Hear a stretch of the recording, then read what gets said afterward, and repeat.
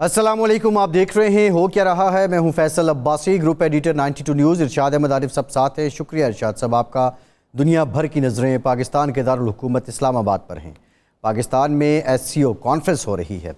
अब तक 7 ममालिक के वज़राए आज़म पहुँच चुके हैं। चीनी वज़ीर आज़म कल ही तशरीफ़ ला चुके थे। दीगर 6 ममालिक के वज़ीर आज़म आज पहुँचे हैं। एयरपोर्ट पहुँचने पर इन वज़राए आज़म का पुरतपाक इस्तकबाल किया गया है। रूस के वज़ीर आज़म आज रात तक पाकिस्तान पहुंचेंगे और इस तरह जो तवक्को की जा रही है उसके मुताबिक इस कॉन्फ्रेंस में 8 ममालिक के वज़ीर आज़म तशरीफ़ ला रहे हैं। भारत के वज़ीर ख़ारिजा सुब्रमण्यम जयशंकर भी पाकिस्तान पहुंचे, उनका भी इस्तकबाल किया गया। वो भी इस कॉन्फ्रेंस में शिरकत के लिए पहुंचे हैं।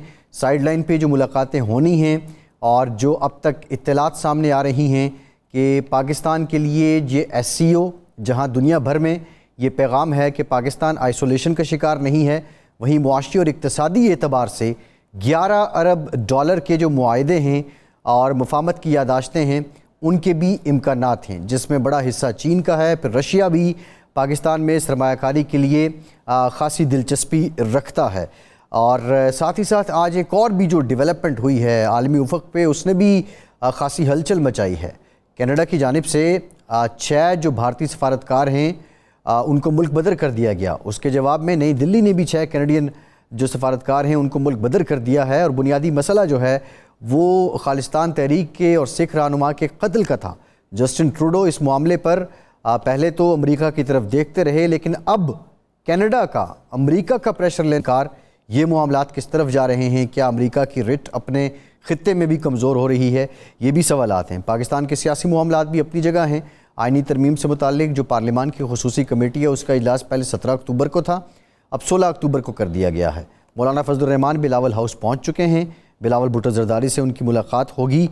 ये तरमीम हो पाएगी और अगर हो पाएगी तो लेवल ऑफ एग्रीमेंट क्या होगा, ये एक बुनियादी नुक्ता है। इन तमाम मामलात पे हम बात करेंगे। इरशाद साहब, बहुत खुशाइंद लम्हात हैं। पाकिस्तान पूरी दुनिया आज देख रही है SCO समिट को, और जिन हालात में देख रही है, जो डेवलपमेंट हुई है कनाडा वाली, उसको भी अगर देखें तो ये मज़ीद दिलचस्पी है। कुछ लोगों का, मुबस्सिरीन का ये भी कहना है कि अगर ये कोऑर्डिनेशन रीजनल रहती है तो कोई वक्त आएगा तो शायद जो यूरोपीय यूनियन तर्ज की भी कोई बॉडी बन सकती है। बहरहाल जो भी मामलात हैं, पाकिस्तान के लिए कितना बड़ा मौका है। और मेरे जहन में जो सवाल आ रहा है, क्या हमें जो सरमायाकारी की हम तवक्को कर रहे हैं या दोस्त ममालिक को कायल कर रहे हैं, ये वॉल्यूम 11 अरब डॉलर कम नहीं है? हमें कुछ ज़्यादा नहीं कोई डील करनी चाहिए? बस अब एक तो बहरहाल ये खुशाइंद बात है कि सरबराह कॉन्फ्रेंस, शंघाई ताउन कॉन्फ्रेंस यहाँ हो रही है। ये बाय रोटेशन चूँकि होती है, ये होनी थी, इस मौके पर हो रही है। और बहुत अच्छे जो अलामतें हमारे सामने आ रही हैं। लेकिन हमारा मसला ये है कि कोई भी ऐसा जो कौमी इत्तेफाक राय का मौका होता है, कौमी मफादात के तहफ़्फ़ुज़ का मौका होता है, कौमी मफादात को आगे बढ़ाने का मौका होता है, उस वक्त हमारी कोई तैयारी का मसला है, हमारी कोई कैपेसिटी का इशू है, क्या है। मिसाल के तौर पर अगर चीन इस कॉन्फ्रेंस का हिस्सा है, रूस इस कॉन्फ्रेंस का हिस्सा है, कई और ममालिक जो हैं वो इसका हिस्सा हैं, ईरान के नायब सदर आ रहे हैं। अगर सिर्फ़ चीन ईरान में 200 अरब डॉलर की सरमायाकारी कर रहा है तो पाकिस्तान जैसा मुल्क जहाँ इतने ज़्यादा मौक़े मौजूद हैं सरमायाकारी के, एनर्जी के शोबे में, मादनियात के शोबे में, ज़राअत के शोबे में, IT के शोबे में, वहाँ हम ये हमारी जो ब्यूरोक्रेसी है या हमारे जो फ़ैसला साज हैं, कोई बड़ा प्लान क्यों नहीं बनाते? और उन्हें पहले बनाना चाहिए कि कम अज़ कम हमें तवक्को जो है वो हम इस 10, 5, 5, 10, 25, 20 में ही रहते हैं। इतना बड़ा मुल्क, 25 करोड़ की आबादी का मुल्क, जहाँ मौसम की सहूलत हासिल है, अल्लाह ताला ने हमें दिए हैं, पहाड़ हमें दिए हैं, दरिया हमें दिए हैं, समंदर एक वसी हमारे पास 2100 میل کی پٹی ہمارے پاس موجود ہے. وہاں ہم منصوبے بھی بناتے ہیں تو 1.5-2 ارب 3 ارب 2.5 ارب 5 ارب کوئی نہیں 100 ارب کی تو کم از کم ہونی چاہیے. یعنی انڈیا میں ایک شادی ہوتی ہے امبانی کی صاحبزادے کی اور وہاں کتنی انویسٹمنٹ اس موقع پر اعلان ہوتا ہے اس کا. اور دوسرا یہ ہے کہ جو بہترین موقع اس ہمیں فراہم کیا ہے کینیڈا نے. اب یہ نہیں ہے کہ اس کانفرنس کو ذریعہ بنایا جائے انڈیا کے خلاف پروپیگنڈا کا، لیکن ہمارے لیے تو ایک اپورچونٹی ہے. ارشاد صاحب بات کرتے ہیں، یہ بڑی امپورٹنٹ بات ہے. نجم الدین شیخ صاحب جوائن کیے، پاکستان کے ماہر سفارتکار ہیں. شیخ صاحب بہت شکریہ آپ کے وقت. شیخ صاحب دنیا کی نظریں اس وقت اسلام آباد پر ہیں. سب سے پہلے تو آپ کیا سمجھتے ہیں کہ جو مغرب اور امریکہ ہے اس میٹنگ کے بعد اور اس طرح پاکستان کے والہانہ انداز میں یہ سمٹ کا انعقاد کرنا، وزرائے اعظم کا آنا، مغرب اور امریکہ کس طرح دیکھے گا اس کو؟ دیکھیے ابھی آپ مجھے معلوم ہوتا ہے کہ ہمیں یہ شک ہے کہ امریکہ کو یہ چیز پسند نہیں ہوگی، لیکن ابھی تک جو انہوں نے بیانات دیے ہیں اس میں یہ واضح ہوتا ہے کہ اگر پاکستان کی فلاح و بہبود کے لیے چین کچھ امداد کرنا چاہتا ہے تو وہ امریکہ اس میں کسی قسم کی رکاوٹ پیدا کرنا نہیں چاہے گا. اس وقت ان کو لگتا ہے کہ پاکستان کا استحکام، پاکستان کی اقتصادی ترقی ان کے فائدے میں ہے، اور اس علاقے میں ٹھیک ہے انہوں نے اپنے پارٹنر ہندوستان کو بنایا ہے، لیکن وہ چاہتے ہیں کہ اس خطے میں استحکام رہے، اور استحکام کے لیے ضروری ہے کہ پاکستان میں کسی قسم کی مسئلے پیدا نہ ہوں. تو مجھے نہیں لگتا کہ امریکہ کے لیے کوئی دقت ہوگی اگر چین کی امداد کے ساتھ ہم اپنے تجارتی رشتے سینٹرل ایشیا کے ساتھ خاص طور پہ بڑھائیں.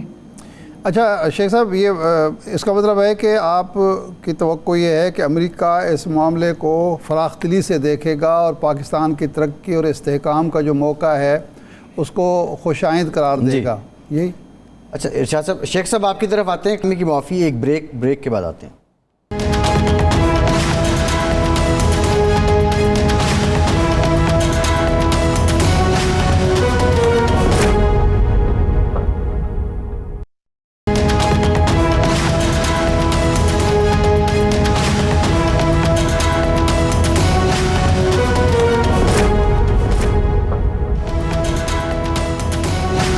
بریک کے بعد ایک بار پھر سے آپ کو خوش آمدید کہیں گے. شیخ صاحب یہ بتائیے گا کہ معاشی اعتبار تو اپنی جگہ، لیکن سفارتی حوالے سے یہ جو SCO سمٹ ہے اور یہ جو ایک پلیٹ فارم ہے، اس سے ہم کیا کامیابیاں حاصل کر سکتے ہیں؟ اور بالخصوص جب ایک گولڈن پیریڈ ہے کہ امریکہ اپنے الیکشن کی دوڑ میں ہے، اور ماضی میں بھی یہ زمانہ ایک بڑا بفر زون سمجھا جاتا رہا ہے.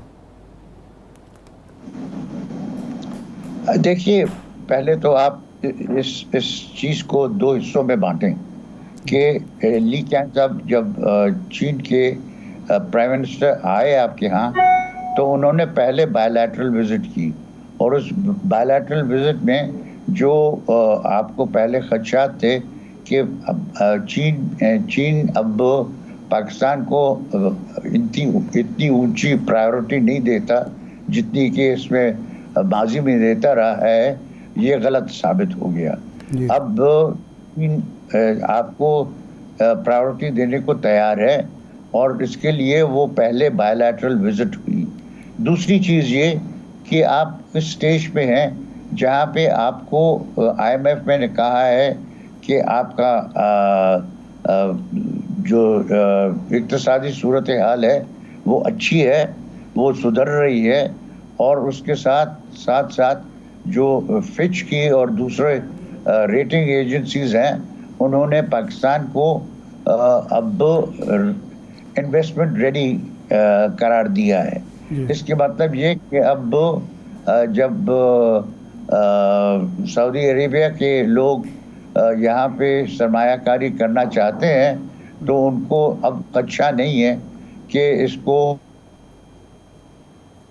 جی یہ بہت اہم چیز ہے اور یہ چیز ہمیں یاد رکھنی چاہیے کہ اس وقت فچ اور دوسرے ریٹنگ ایجنسیز جو ہیں وہ آپ کو اب انویسٹمنٹ ریڈی سمجھتی ہیں.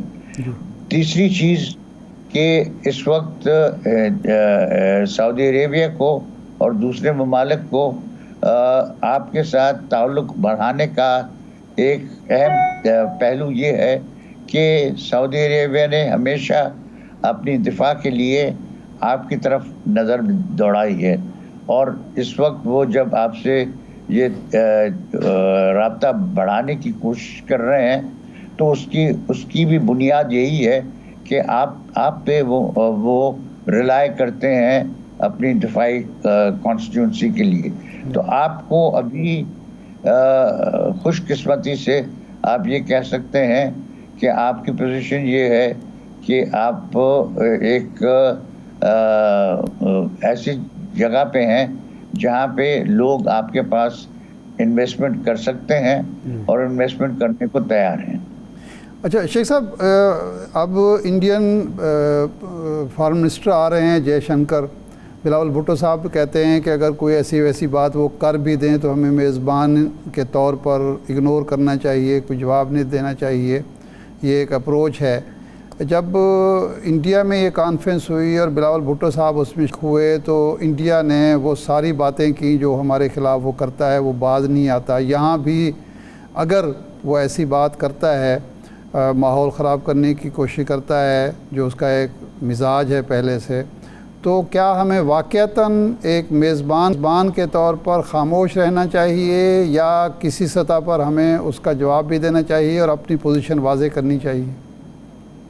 دیکھیے ابھی اس وقت ہمارے لیے ہمیں پتہ ہے کہ جے شنکر جو ہیں وہ کوشش کریں گے، یہی دہرانے کی کوشش کریں گے کہ پاکستان ایپی سینٹر ہے ٹیررزم کا، اور اس پہ وہ نکات جو اٹھائیں گے وہ خاص طور پہ کشمیر سے وابستہ ہوں گے.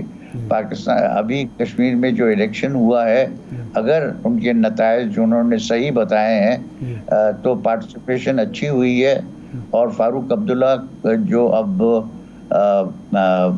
پرائم منسٹر بننا چاہ رہے ہیں کشمیر کے، وہ کوئی پاکستان کے فیور میں نہیں ہے، لیکن وہ اس سے یہ معلوم ہوتا ہے کہ کشمیری اب الیکشن میں حصہ لے رہے ہیں. اس سے ہمیں سبق سیکھنا پڑے گا کہ جناب اب شاید کشمیر پہ وہ صورتحال نہیں ہے جو ہم چاہتے ہیں، اور ابھی کشمیر میں جو لوگ ہیں وہ الیکشن میں حصہ لینے کو تیار ہیں اور وہ حصہ اس نوعیت کا لیں گے جیسے کہ اب فاروق عبداللہ نے لیا ہے. لیکن شیخ صاحب اب ایک معاملہ یہ بھی ہے، آپ نے کشمیر کا ذکر کر دیا ہے، 49 سیٹس ملی ہیں یہ اب فاروق عبداللہ صاحب کی پارٹی کو.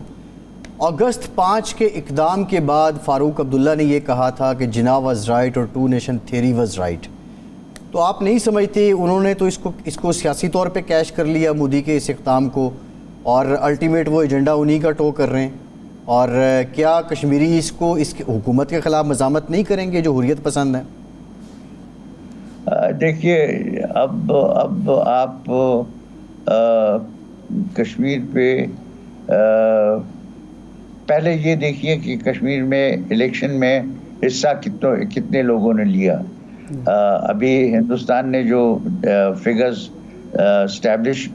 جو پبلش کی ہیں اس سے محسوس ہوتا ہے کہ اکثریت نے اس میں حصہ لیا اور ووٹ دیا، اور اس ووٹ میں فاروق عبداللہ کو انہوں نے کامیاب کروایا. اس سے ہمیں سبق سیکھنا چاہیے کہ اس کا مطلب کیا ہے کشمیر کے سلسلے میں. نہیں، لیکن آپ کے خیال میں انڈیا جو اعداد و شمار پیش کرتا ہے وہ اتھینٹک ہوتے ہیں؟ وہ تو ہمیشہ گڑبڑ کرتا ہے اور کشمیری عوام جھٹلاتے ہیں اس کو. دیکھیے اب اسی کی وجہ سے میں کہہ رہا ہوں کہ آپ کو اس کو ذرا زیادہ تیز نظر سے دیکھنے کی ضرورت ہے. اور یہ کنفرم کرنے کی ضرورت ہے کہ جو انہوں نے اسٹیٹمنٹس دی ہیں، جو انہوں نے بیانات دیے ہیں اور جو انہوں نے اسٹیٹسٹکس شامل کیے ہیں، اس میں انہوں نے دکھایا ہے کہ مودی نہیں مودی کی کوئی اس میں کامیابی نہیں ہوئی ہے. اس میں کامیابی فاروق عبداللہ کی اور کانگریس کی زیادہ ہوئی ہے. اگر یہ صحیح ہے تو پھر ہمیں اس میں سے سبق سیکھنا چاہیے. اچھا شیخ صاحب، یہ جو کینیڈا میں جو کچھ ہوا، ہائی کمشنر صاحب سمیت انڈیا کے 6 سفارتکار نکال دیے گئے، اور جسٹن جو ٹروڈو ہیں وہ کھل کر کہہ رہے ہیں کہ ہمارے شہریوں کے قتل میں بھارت سرکار ملوث ہے. یہ ایک بہت بڑا اپرچونٹی ہے پاکستان کے لیے. ہم اس کو کس طرح اپنے مفاد میں استعمال کر سکتے ہیں؟ کیونکہ بھارت تو ہمیشہ جائز ناجائز طریقے سے ہمیں ہر معاملے میں انوالو کرتا ہے، جبکہ ہمارے ہاں بھارت تسلیم کر چکا ہے کہ کچھ لوگوں کو یہاں پاکستان کے اندر اس نے نشانہ بنایا ہے. کیا ہمیں دونوں چیزوں کو ملا کے عالمی سطح پر کوئی سفارتکاری کر سکتے ہیں؟ ہمیں سفارتکاری یہ کرنی ہے، نہ صرف اقوام متحدہ میں، لیکن ہر ملک میں ہمیں یہ واضح کرنا ہے کہ ہندوستان بولتا ایک چیز ہے، کرتا دوسری چیز ہے. اور اس کے لیے آپ ان کی بات خاص طور پہ کشمیر کے سلسلے میں اس کو ذرا آپ گہری نظر سے دیکھنے کی کوشش کریں اور اس میں دیکھیں کہ کتنی صداقت ہے اور کتنی صداقت نہیں ہے. لیکن اس کے باوجود آپ کو یہ بھی تسلیم کرنا پڑے گا کہ کشمیر پہ اس وقت ہندوستان کی جو ہولڈ ہے وہ بالکل پکی ہے اور اس میں کوئی تبدیلی آنے کی امکانات نظر نہیں آ رہے. جی اچھا شیخ صاحب، یہ بتائیے کہ کینیڈا کا امریکی دباؤ ایک حد تک برداشت کرنا، یہ جو ابھی حالیہ واقعہ، اور اس کے بعد ان کے سفارتکار نکال دینا، تو امریکہ کی اپنے خطے میں، اپنے پڑوس میں عملداری کو کیا یہ چیلنج نہیں کر رہا؟ یہ جو آپ کو سچویشن نظر آ رہی ہے، وہ سچویشن یہ ہے کہ جسٹن ٹروڈو کی جو پالیسیز ہیں وہ ہمیشہ امریکہ کی پالیسیز کے ساتھ کوئنسائڈ نہیں کرتی. وہ اپنے طور پہ خاص طور پہ خالصتان موومنٹ کے سلسلے میں ان کی اپنی ایک پالیسی ہے، اور جسٹن ٹروڈو اپنے سکھ سپورٹرز پہ خاصی طور پہ ڈپینڈنٹ ہیں. تو یہ جو معاملہ ہے اس میں خالصتان کا جو مہم چلائی ہے کینیڈا میں، وہ مجھے لگتا ہے کہ زندہ رہے گی، اور ہندوستان اس کو ہر طرح مارنے کی کوشش کرے گا. لیکن یہ آپ نے دیکھا کہ انہوں نے ایکسپلشنز کی ہیں ڈپلومیٹس کی ہندوستان سے، اور ہندوستان کے ڈپلومیٹس کو کینیڈا نے ڈپورٹ کیا ہے. لیکن اس کے باوجود یہ ایک بہت اہم مسئلہ رہے گا ہندوستان اور کینیڈا کے درمیان. اور اس میں ہم جو بھی چاہیں ہم صرف اس کو رپورٹ کر سکتے ہیں، اس میں ہمارا کوئی خاص کردار نہیں ہوگا. اچھا شیخ صاحب، توقع یہ کی جا رہی ہے کہ ایران اسرائیل، غزہ اور لبنان کا ایشو اٹھانے کی کوشش کرے گا، اور اپنے اوپر جو پابندیاں ہیں یا اپنے اوپر جو حملے ہیں اس کو، اور روس جو ہے وہ یوکرین کے حوالے سے جو پابندیاں ہیں، اقتصادی پابندیاں خاص طور پر، وہ مسئلہ اٹھائے گا. اس صورت میں اسرائیل کے حوالے سے تو ہماری پالیسی بالکل واضح ہے. اگر روس یوکرین کا ایشو اور یورپ کی طرف سے، امریکہ کی طرف سے پابندیوں کا ایشو اٹھاتا ہے تو ہمارا لاہ عمل کیا ہونا چاہیے، ہمارا طرز عمل کیا ہونا چاہیے بطور میزبان؟ دیکھیے، یہ مسئلے ہیں جو کہ شنگھائی کوآپریشن آرگنائزیشن کے مینیو پہ ہو نہیں سکتے، کیونکہ شنگھائی کوآپریشن آرگنائزیشن ہے کہ اقتصادی تعاون کو کیسے بڑھایا جائے، اور اس میں جو موضوع جس پہ بات چیت ہو سکتی ہے وہ یہی ہے کہ اقتصادی تعاون کیسے بڑھایا جا سکتا ہے. تو یہاں پہ جو بائیلیٹرل اختلافات ہیں ان کو لانے کی اجازت نہیں ہے. تو اس وقت میں آپ سے یہ کہنے کی کوشش کر رہا ہوں کہ جو ہم سربراہ کی حیثیت سے اور ہوسٹ کی میزبان کی حیثیت سے جو ہمارا پوزیشن ہے وہ یہ ہے کہ ہم کوشش کریں گے کہ ان موضوع پہ نہ آیا جائے جو کہ اختلافات کا ایک لیکن شیخ صاحب اب جو اصل بات ہے جو ارشاد صاحب بھی جاننا چاہ رہے تھے، یہ بائی لیٹرل نہیں، ریجنل پوائنٹ آف ویو سے روس پہ بھی پابندیاں عائد ہیں، ایران پہ بھی پابندیاں عائد ہیں، اور ایک ریجنل کوآپریشن اور کوآرڈینیشن چاہ رہے ہیں. ایس سی او کا تو بنیادی پرپز یہی ہے کہ اقتصادی اعتبار سے ان پابندیوں کے ہوتے ہوئے اس ریجن میں پھر پاکستان انڈیا ریولری بھی اپنی جگہ ہے. آپ سمجھتے ہیں کہ مضبوط اقتصادی باڈی یا کوئی ایک ریجنل یونٹ سامنے آ سکتا ہے؟ بالکل آ سکتا ہے. دیکھیے آپ کی اقتصادی تعاون جو ہے وہ اس پہ منحصر نہیں ہے کہ امریکہ کیا سمجھتا ہے یا کینیڈا کیا سمجھتا ہے. وہ اسی پہ ہے کہ آپ کیسے دیکھتے ہیں کہ بنیادی طور پہ کون سی چیزیں ہیں جہاں پہ آپ تعاون بڑھا سکتے ہیں. اور مجھے لگتا ہے کہ ہمارے یہاں تو تعاون بڑھانے کا بہت امکانات ہیں، کیونکہ ہم چاہتے ہیں کہ ہم اپنی Turkmenistan, Afghanistan, Pakistan pipe line جو ہے اس کو جاری کروائیں. ہم چاہتے ہیں کہ ہماری ازبکستان سے بجلی آئے. ہم چاہتے ہیں کہ ہمارا رشتہ جو ہے سینٹرل ایشین ریپبلکس کے ساتھ وہ بڑھے، اور اس کو بڑھانے کے لیے چین ہمارا ساتھ دینے کو تیار ہے، روس بھی ہمارا ساتھ دینے کو تیار ہے. ان دونوں کا فائدہ اٹھانے کی ضرورت ہے. اس میں آپ کو ڈپلومیسی کی ضرورت ہے، اور اس میں آپ کو فوکس کرنے کی ضرورت ہے کہ ان ممالک کے ساتھ آپ کس طرح اس تعاون کو بڑھا سکتے ہیں. نہیں، ہم نے یہ جو گیس پائپ لائن کا ایشو ہے وہ تو دیکھیں نا، مدت گزر گئی جس میں ہم نے مکمل کرنا تھا، اور امریکی پابندیوں کی وجہ سے ہم پیش رفت نہیں کر سکے. ایران کو ہم سے گلہ ہے، اور شاید وہ اس کا وفد یہاں یہ ایشو وہاں کانفرنس میں تو نہیں اٹھائے گا، لیکن سائیڈ لائن ملاقاتوں میں لازماً اٹھائے گا. تو ہم ان پابندیوں کی موجودگی میں کس طرح ایران کے ساتھ اقتصادی تعلقات کو بڑھا سکتے ہیں؟ دیکھیے اس میں آپ ڈپلومیسی کا یہی کام ہے کہ اس میں جو لگتا ہے کہ پابندیاں ہیں، ان پابندیوں سے ہٹ کے ہم آگے بڑھ کیسے سکتے ہیں. اور یہی ہمارا کام ہوگا کہ ہم امریکہ نے کہا ہے پہلے، کچھ عرصہ ہوا یقیناً، لیکن کہا ہے کہ ہم پاکستان کا استحکام چاہتے ہیں، پاکستان کی اقتصادی ترقی چاہتے ہیں، اور اگر اس میں چین کوئی کسی قسم کی مدد کر سکتا ہے تو ہم اس میں کسی قسم کا اعتراض نہیں کریں گے.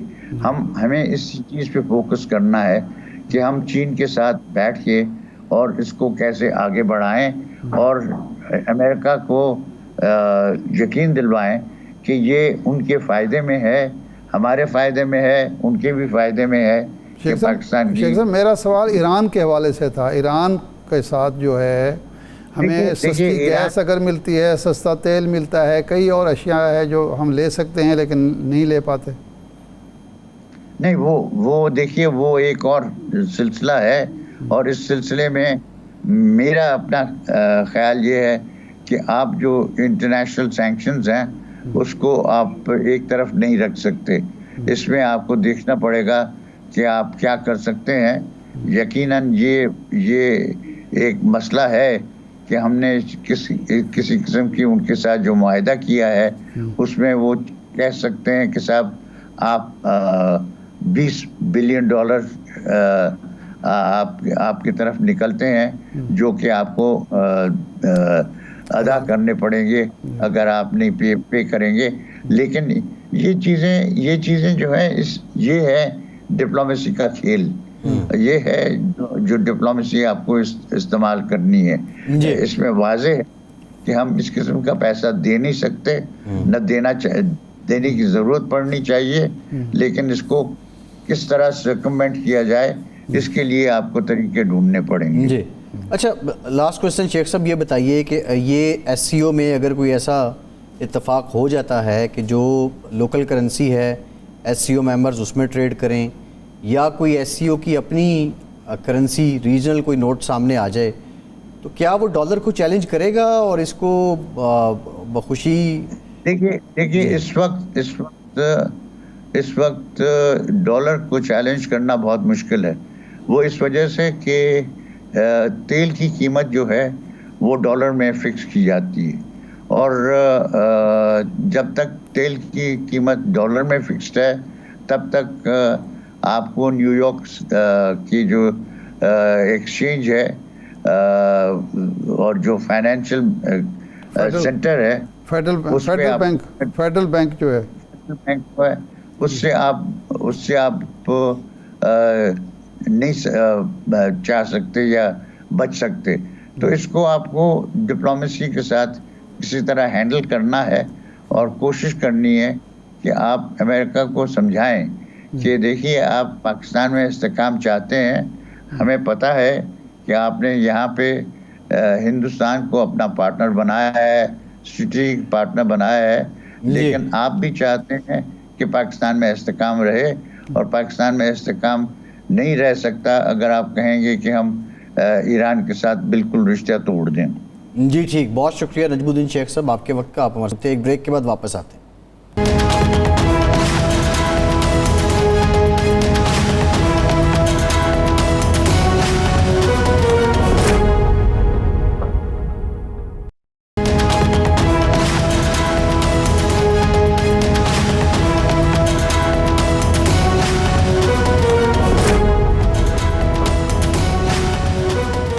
بریک کے بعد ایک بار پھر سے آپ کو خوش آمدید کہیں گے. ہمیں جوائن کیا ہے پاکستان پیپلز پارٹی کی سینئر رہنما اور سینیٹر پلوشہ خان صاحبہ نے. پلوشہ صاحبہ, ایس سی او سمٹ آبویسلی نظریں پاکستان پہ ہیں, کتنا بڑا بریک تھرو ہے, اور آپ سمجھتی ہیں کہ کیونکہ جو ہم نے ابھی تک رپورٹ ہوا ہے کہ 11 ارب ڈالر سرمایہ کاری پاکستان خواہش مند ہے, آپ سمجھتی ہیں یہ پراپر ہوم ورک کے ساتھ ہے, یہ ٹارگٹ کچھ کم نہیں ہے, ہمیں زیادہ فوکس نہیں کرنا چاہیے تھا؟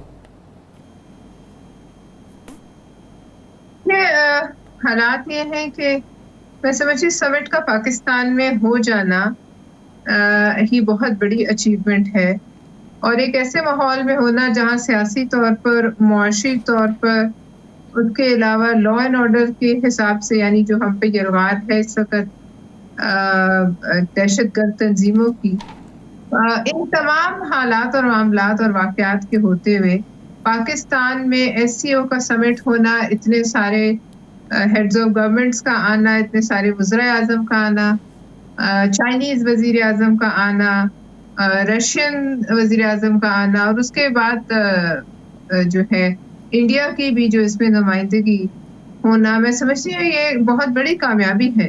اور انویسٹمنٹ تو دیکھیے جو ہم نے جو بھی ایک ایم کیا ہے وہ تو کیا ہے, انویسٹمنٹ کوئی صرف اس سمٹ کی حد تک تو اتنے ہی دنوں تک محدود نہیں ہوتی. جب ماحول بنے گا اور جب لوگوں کو یہ نظر آئے گا کہ پاکستان مستحکم ہے تو انویسٹمنٹ تو کبھی بھی آ سکتی. لہٰذا یہ میں ابھی نہیں کہہ سکتی کہ ایمبیشیس ٹارگٹ ہے 11 ارب ڈالر یا نہیں ہے, لیکن یہ میں ضرور کہہ سکتی ہوں کہ اس کے لیے ماحول جو ہے وہ بڑا اچھا بن گیا. اور آپ یہ بھی دیکھیے کہ اس کو ڈی ریل کرنے کی کتنی کوششیں ہوئی.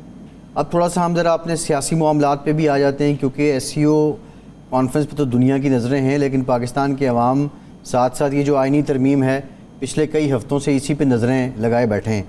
اب خصوصی کمیٹی کا اجلاس کل ہو رہا ہے پرسوں کے بجائے, اور پارلیمنٹ کا اجلاس اب 17 کو رکھ دیا گیا ہے. مولانا صاحب بلاول صاحب کے پاس پہنچ چکے ہیں. کیا کنسنسس قائم ہو گیا ہے, کوئی منیمم لیول آف ایگریمنٹ ہو چکا ہے؟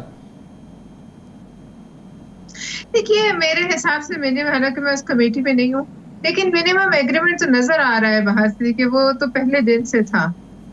منیمم ایگریمنٹ پہ جہاں تک یہ ایک تمام جماعتوں میں ایک یہ کنسنسس ضرور تھا کہ آئینی معاملات کے حل کے لیے کوئی اس کا سدباب ہونا چاہیے. اب وہ کیسے ہونا چاہیے، یہ کس طریقے سے اپوائنٹمنٹس ہونی چاہیے، وہ تمام چیزیں تھیں اور اس کی ظاہر ہے جو بھی باریک نقطے سے ان پہ بحث ہو رہی تھی.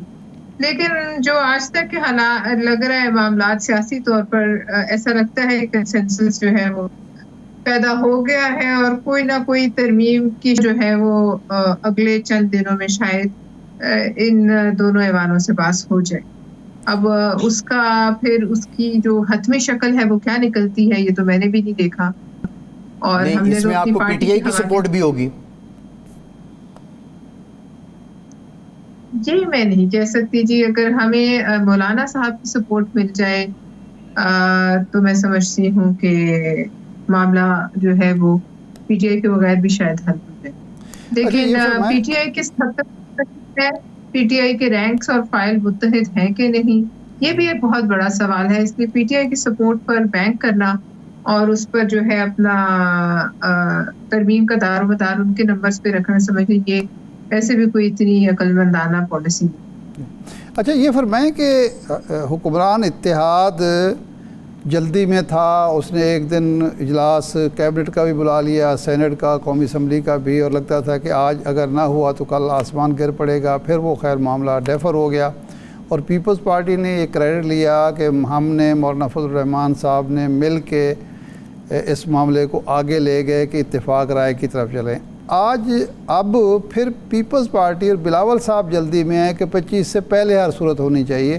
یہ 25 کی تاریخ جو ہے اس میں کیا آخر ایسی کوئی سنگینی ہے اس کی یا اہمیت اور افادیت ہے کہ یہ ترمیم 25 کے بعد اگر 26 کو ہوئی تو پھر اس کا کوئی فائدہ نہیں ہوگا؟ اس پہ کیوں اصرار ہے کہ یہ یعنی 17 کا اجلاس بلایا ہوا 16 کو بلا لیا ہے کہ بھئی ایک دن بھی تاخیر نہیں ہونی چاہیے؟ یہ پلویشا صاحبہ سے ہم مزید بات کریں گے. ارشاد صاحب یہ بڑی امپورٹنٹ بات ہے، لیکن اب یہ دیکھتے ہیں گیم تو آن ہے اب، کیونکہ پچھلے 6-7 مہینے سے یہی چل رہا ہے کہ کبھی ایک کا پلڑا بھاری کبھی دوسرے کا پلڑا بھاری. دیکھیں اس میں جو اس وقت جو صورتحال ہے نا، ایک اتفاق رائے کی طرف ہم بڑھ رہے تھے، سیاسی قوتیں بڑھ رہی تھیں، اس میں مینگنیاں ڈالنی شروع کر دی ہیں حکومت نے. اس کی کوئی وجہ سمجھ نہیں آ رہی کہ کیا مسئلہ ہے، کیا پریشر ہے، کیا پیچھے. اگر اس دن نہیں ہوئی تو کوئی قیامت نہیں ٹوٹی، کوئی بحران نہیں پیدا ہوا، بلکہ لوگوں نے سکھ کا سانس لیا.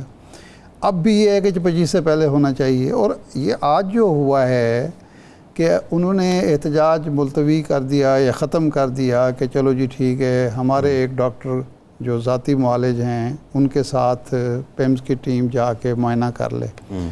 اول تو اگر ان کے خاندان کا کوئی فرد بھی چلا جائے پارٹی کا تو اس سے حکومت کا کیا جاتا ہے، کون سی اس میں توہین ہوتی ہے. لیکن جب اب تک کی جو میڈیا کی رپورٹس ہیں، ڈاکٹر عاصم حسین وہاں پہنچے، عاصم یوسف ان کا نام ہے، ان کو اندر داخل نہیں ہونے دیا گیا، جی آپ نہیں جا سکتے. اب اس سے حکومت کو کیا حاصل ہو رہا ہے؟ اس سے ریاست کے کون سے مقاصد پورے ہو رہے ہیں؟ اور اگر یہ 25 سے کے بعد ہو جائے گی تو کتنا بڑا نقصان ہوگا، اور یہ 17 کو منظور ہوگی تو کتنی بڑی اچیومنٹ ہوگی. جو لوگ سول سوسائٹی ہے، وکلاء تنظیمیں ہیں، ایک دو سیاسی جماعتیں ہیں، وہ جو بات کر رہی ہیں اس میں قباحت کیا ہے؟ اگر بالکل ٹھیک ہے. ہم پلوشا صاحبہ بنیادی نقطہ یہ ہے کہ اپیرنٹلی اٹ لکس کہ بلاول صاحب اس سارے معاملے کو لیڈ کر رہے ہیں اور بڑی ہری میں ہیں، اور 25 سے پہلے اگر یہ ہوتی ہے کیوں اتنی ضروری بن گئی ہے پیپلز پارٹی کے لیے؟ 25 کے بعد ہو تو کیا مسئلہ ہے؟ نہیں دیکھیے، پہلی بات تو یہ کہ بلاول صاحب جس چیز کو لیڈ کر رہے ہیں وہ پوری ترمیم نہیں ہے، وہ اس کے جو کانسٹیٹیوشنل کورٹ کا قیام ہے اس پہ وہ ظاہر ہے ایک پبلک اوپینین بنا رہے ہیں. اس بات سے میں انکار نہیں کر سکتی، نہ کرنا چاہتی ہوں. لیکن باقی ترمیم جو ہے وہ تو پھر پوری حکومت کی ذمہ داری ہے، ایئرلائنس کی ذمہ داری ہے. وہ سارا بورڈ بلاول صاحب کے کندھوں پر تو نہیں ہے. اور جہاں تک آپ نے کہا جلدی، دیکھیں وہ 25 سالی جلدی میں ذاتی طور پہ سمجھتی ہوں کہ ایسی ان چیزوں سے کوئی فرق نہیں پڑتا. اور اگر ابھی نہیں ہوئی تو ظاہر ہے پھر 25 تاریخ کو اپنے وقت پہ آ جائے گی. 25 تاریخ نے تو آگے پیچھے نہیں ہونا. تو لہٰذا جو سیاسی قوتیں ہوتی ہیں، حکومتیں، وہ پارٹیز ہوتی ہیں، حکومتیں ہوتی ہیں، انہیں ان چیزوں سے پھر گھبرانا جو ہے وہ نہیں چاہیے. کوشش ضرور کر رہے ہیں تمام ایلائز اور گورنمنٹ کی ایک ترمیم پاس ہو جائے، اس کی ضرورت محسوس کی جا رہی ہے. آئینی کوڈ ان کی جہاں تک ہماری پارٹی ہے ایک کمٹمنٹ تھی، لیکن اس کے علاوہ مثلاً اگر نہیں 25 تاریخ تک کوئی کنسنسس ہوتا، کیونکہ ہماری پارٹی کیسی ہے کہ کنسنسس، بلاول صاحب نے بھی کنسنسس پہ زور دیا ہے. لفظ کنسنسس کا مطلب ہے کہ جب تک تمام لوگ راضی نہ ہوں. تو اگر اس میں کوئی کمی رہ گئی تو میں نہیں سمجھتی کہ کوئی بلڈوز کر کر، بلاول صاحب خود اس پوزیشن میں ہیں یا وہ کرنا چاہیں گے بھی اگر کبھی اس پوزیشن میں ہوں، تو اگر حکومت ساتھ ہوگی تو معاملات ہوں گے نا. تو لہٰذا تمام تر ذمہ داری ان کے سر پہ ڈالنا جہاں تک پوری ترمیم کا میں سمجھتی ہوں ٹھیک بھی نہیں. اور ویسے اگر ایک پبلک اوپینین وہ بنا رہے ہیں وہ اچھی بات ہے. وہ بار کونسلز میں جا رہے ہیں، لوگوں کو خطاب کریں، لوگوں کو موقع بھی دے رہے ہیں جیسے مرضی سوال کریں. آپ نے دیکھا ہوگا بہت سخت سوالات بھی ان کا بھی جواب وہ تحمل سے. اچھا یہ بتائیے اب مولانا صاحب کی ملاقات ہو رہی ہے، اس کے بعد انہوں نے پی ٹی آئی سے ملنا ہے، خصوصی کمیٹی کا اجلاس کل بلا لیا ہے، پرسوں پارلیمان کا قومی اسمبلی کا اجلاس ہے. یہ 24-36 گھنٹے میں یہ سب ہو جائے گا؟ دیکھیے میں یہ بھی نہیں آپ کو ویسے کہہ سکتی کہ قومی اسمبلی کا اجلاس صرف اس لیے ہے کہ ترمیم کی جائے، کیونکہ ہمارے سینٹ کا اجلاس تو نہیں کال ہوا. ہو سکتا ہے اگلے چند گھنٹوں میں وہ بھی کال ہو جائے. لیکن قومی اسمبلی کا اپنا بھی بزنس ہو سکتا ہے. ضروری نہیں ہے کہ قومی اسمبلی صرف اس ترمیم کی وجہ سے بھوک نکال رہی ہے. لیکن بہرحال میں نے ایجنڈا نہیں دیکھا، میں قومی اسمبلی کی ممبر نہیں ہوں. لیکن میں آپ کو یہ ضرور کہوں گی کہ اگر نہیں ہوا 24-36 گھنٹوں میں تو نہیں ہوگا. پھر ہمیں حالات کے ساتھ گزارا کرنا پڑے گا، سیاسی حالات جو اس وقت موجودہ ہیں اور ہمیں دستیاب ہیں. ہم اور اس کے لیے ہر پارٹی کو تیار رہنا چاہیے. مطلب معاملات نہیں بیٹھتے. ایک تجویز وکلاء برادری کی طرف سے مسلسل آ رہی ہے کہ جی یہ ترمیم، پہلے تو ترمیم مسودہ اتفاق رائے سے تیار ہو، اس کے بعد اس کو مشتہر کیا جائے اور کم از کم 1 ہفتہ ورنہ 2 ہفتے دیے جائیں سول سوسائٹی سے، عوام سے، وکلاء سے، باڈیز سے اس کی تجاویز لی جائیں اور اس کے بعد اس کو ٹیبل کیا جائے. تو آپ اس سے متفق ہیں؟ دیکھیے ہم نے بریف کمنٹ جی بریف کمنٹ کر دیں، ٹائم بالکل اینڈ ہے. جی میں یہ کہہ رہی ہوں کہ ہماری پارٹی کنسنسس پہ جو بار بار کہہ رہی ہے، تو جن وکلاء تنظیموں کا یہ ایک ان کی سوچ ہے تو ان کو یہ سوچ ضرور کنوے کرنی چاہیے. ہو سکتا ہے ان کی سوچ پہ اتفاق ہو جائے. جی ٹھیک ہے. سینیٹر پلوشہ خان صاحب آپ کے وقت کا بہت شکریہ. ارشاد صاحب آج کے پروگرام سے اتنے اجازت دیجیے.